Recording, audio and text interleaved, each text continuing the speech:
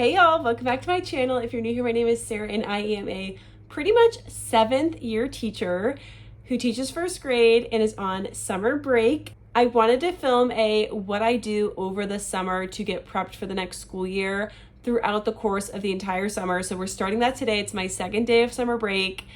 I have a couple things in mind that I want to do, and then anything that I think of throughout the summer I will add on here as I go.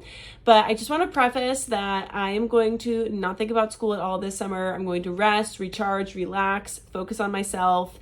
However, there are a couple things I like to do over the course of the summer, and they're super easy, and they're things that either are quick or I can do them while I'm doing other things that I enjoy, like watching TV, walking, etc. So we're going to start that today.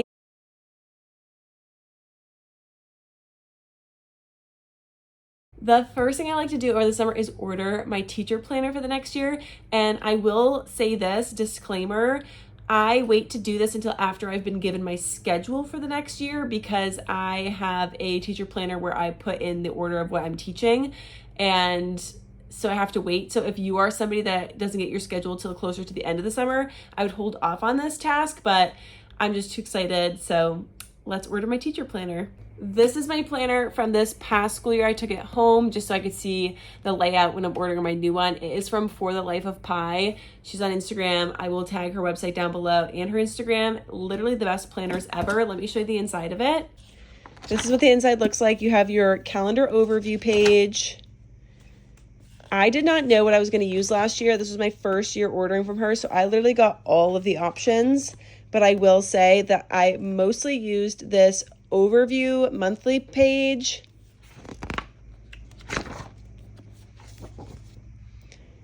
as well as the day by day. This is what I was talking about in terms of schedule. This was the order in which I taught things last year. And so I wanted to wait until I had my schedule for this year so that I could make sure that I had that written on the side. It was super helpful. There's a lot of pages in the back that I'm going to be honest, I did not use much this year, like student information, parent information. So she literally has hundreds of options. It's insane. I already went through and tried to find one that I liked weeks ago in preparation for this. And the one that I'm actually the most obsessed with is very similar to the one that I got last year, but it's got the dumbbells on it and the little kettlebells. So I think I'm going to go with this one. So as I'm filling it out, this is where you can have custom subject lines. So this is where I'm going to type in my daily schedule. All right, my planner is officially ordered. Just to be transparent, the base model of most of her planners cost $60, which I know is kind of expensive. Still so worth it for what you're getting. So this is officially the first thing I'm doing over summer break that is teacher related. I will come back when I do another teacher task this summer. 2nd week of summer break here. Let me show y'all another task that I do enjoy doing over the summer for my classroom for the following school year. You probably guessed that this was going to be one of the featured activities. I genuinely don't mind laminating and cutting and prepping centers for the next school year, especially if I get to watch TV while I'm doing it. I'll usually post up on the couch and then watch TV while I'm doing it, but today I was talking to my husband on the phone while he was driving home from work, so literally it took me like 10 minutes just to run these all through the laminator, and then I started to cut them out, and if I don't finish it tonight, it'll be a perfect activity to do while I'm watching TV tomorrow. In case what I'm laminating has piqued your interest, these are 1st grade literacy centers that I bought last summer and laminated a ton of them for my 1st grade classroom, but just ran out of time, so I'm finishing the set this summer, but I will link them down below in the description. So far you've seen ordering a planner and then laminating and cutting and printing things, but I want to go back to the planner point because mine just came in the mail and I wanted to show it to you guys. So we're gonna do a little unboxing. All right, here she is, very similar to what my cover was last year. Last year had like apples and rulers and pencils and stuff on it. This year we traded those for rainbows and dumbbells. So flipping cute. I opted not to put my name on the front of it because like who's gonna steal a planner? So I just wrote the date on it. I'm not gonna do a full planner tour because I posted one on TikTok, but I will just show you my favorite part about the planner. When you're ordering from the website, you can choose how many sections or how many subjects you want. I chose 6 because there's 6 blocks each day. And then you can embed your schedule in the order that you teach things in onto the side of it. So that's on every single page of the whole entire year. That detail alone is what shifted me from being like a digital lesson planner to a written pen and paper lesson planner, because I love that it's in the order that I teach it in. And then obviously if I need to adjust things, I either use erasable pens or I just white it out or cross it out and write it underneath. There's like plenty of space in each box. So I love it. It's nice just to have and to bring and to hold, and I put it on top of my standing desk at the front of my classroom, and I just keep it open so I can look at it and know what I'm teaching every day. I just felt like every single week I was writing and typing up my lesson plans on my computer, and then I have to go print them out, and then I'd have to like throw them out, and it just felt so wasteful. So this feels like less of a waste to me, and it's super easy. So yeah, little planner update. I'm obsessed with her. All right, we're back with the summer prep as a teacher who is trying to relax but still likes to do some school stuff over the summer. And one of the things I'm doing this summer that I've never actually done before is an optional PD. It's 3 days, 3 hours each day, and it's run by my assistant principal who I love, and she just has the best PDs. The PD is called Start Strong, and it's all about routines and like how to set up your first 2 weeks of school as a classroom teacher. Yesterday was the first day and I loved it, so we're going back again today for day 2.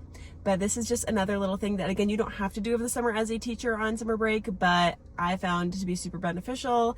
And like I said, I've never done it before, but I know it's going to pay off. Hello everyone. It has been no time for you, but it's been quite a while for me since I've filmed an addition to this YouTube series of things I'm doing as a teacher to prep over the summer. I have 2 weeks of summer left. Kind of crazy. I forget when I last filmed for this, but I have been doing things over the last couple weeks that I forgot to film, so I'm going to show you what I've been up to as a teacher on summer break. So I think the last thing I showed you was that PD I took, and it really got me on fire and super excited for the school year. So here's one of the first things I did as soon as I got done with that PD. I made all of my slides for the first couple weeks of school. Y'all know me, I am a Canva girly, ride or die, so let me show you kind of what the first day of slides look like. So the PD was all about getting your first 2 weeks of school prepped. And so at school, I got a ton of my plans made and my printouts, but this was something I could do at home.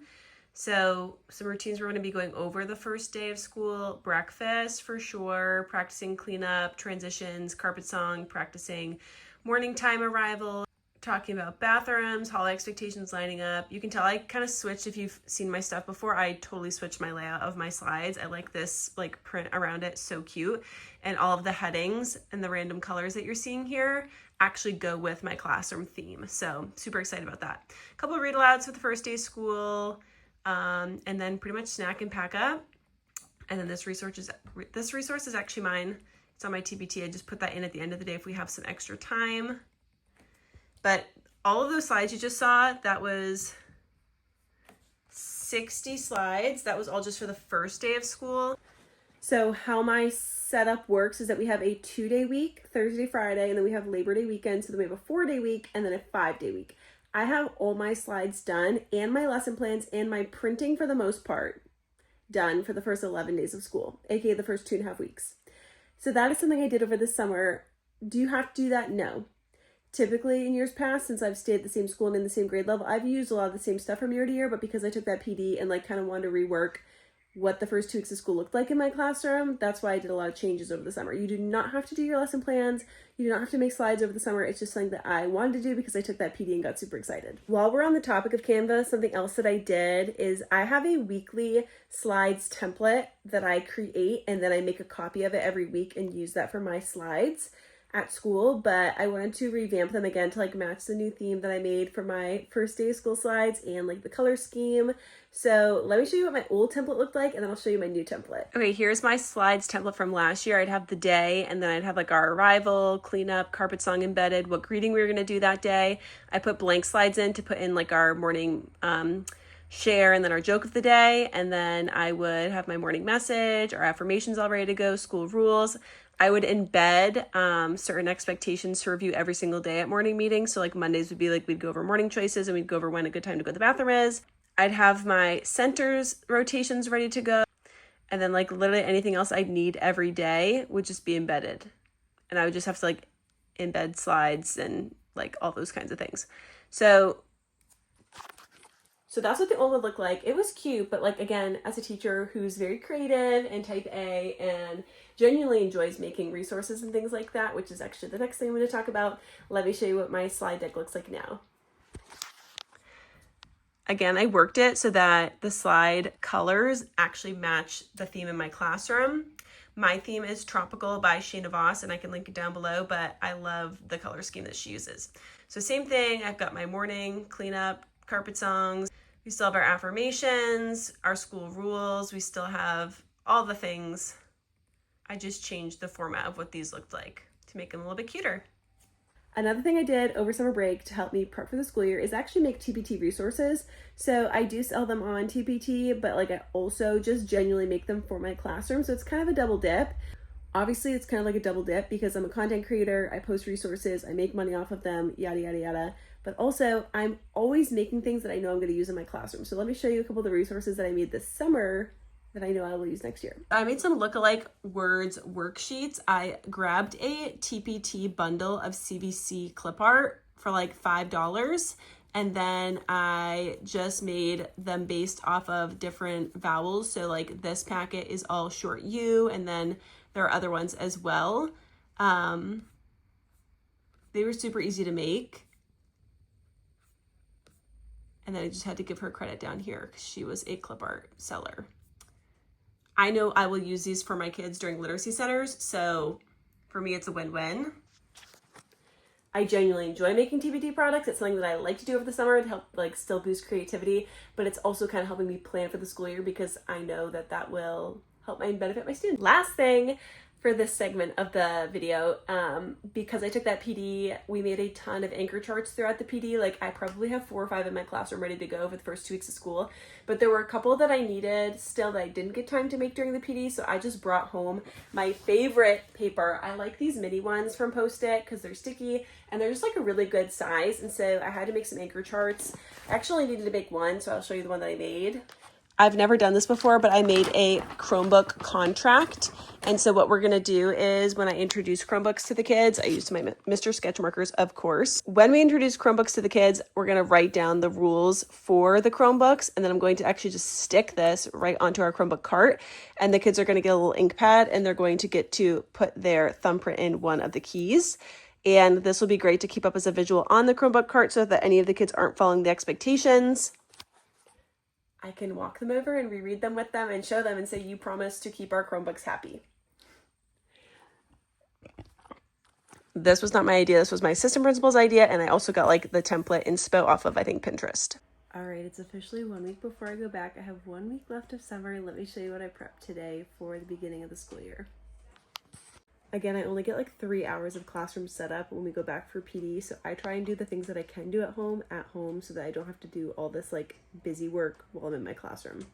Everything I'm about to show you is student information. So I had to put like black boxes over everything, but you can get the idea. First thing I do once my class list is pretty much finalized, I make a class list and put it in order alphabetically by last name. So I did that first. And then I went ahead and made their folder covers. I just make a copy of these and use them every year. It's got like our school and the address. It's got their QR code. It's got their name and then my name and room number and all that. And then our mascot. So that's really easy to make for the beginning of the school year. I also have little names for their cubbies. So I just have their name typed here in each box. This was actually a resource from my decor bundle from Shana Voss. And so I just took screenshots of it and then put it into Canva so I could edit them. So I had that made, and then same thing, this is another TPT resource that I bought. I forget the teacher it's from, but I can link it down below for y'all. But anyway, I take screenshots of her resource, put it in Canva so that then I can edit it. This essentially is their pencil pouch tag, and it's got their name on it and then their QR code. And I like it because it's got the colors, hundreds chart, number line, it's got the alphabet left and right. It's got a lot of good options. All right, it is almost back to school. I still can't get into my classroom yet, so you're still seeing like things that a crazy psycho teacher can do from home.